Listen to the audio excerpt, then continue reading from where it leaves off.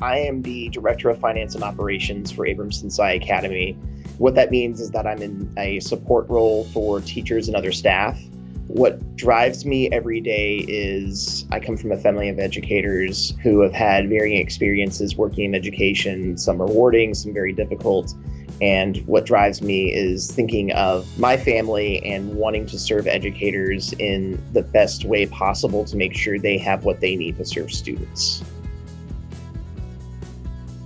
One of the biggest difficulties we had daily was making sure we had enough staff on campus to cover for staff who were absent. One of the challenges was we had a lot of day of absences that would occur when staff were sick and things like that. And there's always a big scramble in the morning to make sure that we had those folks on campus.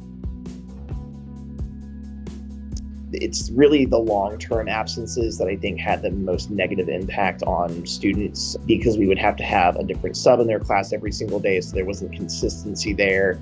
Also, just the stress that puts on staff having to cover their own classes in addition to another teammate's class or another position that's not been filled.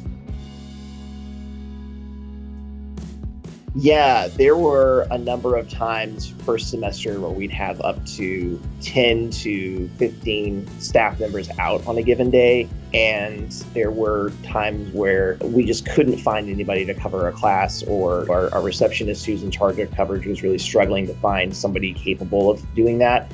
And seeing that amount of stress that it put on her and also overall staff having to find coverage, really, when I was presented with a presentation from Scoot from one of our network teammates, I was like, great, I would love to try something to try and make this easier. So it happened over a semester or so where I was like, I went from not being on board for using a third-party sub company to really being excited to work with y'all at the beginning of this year.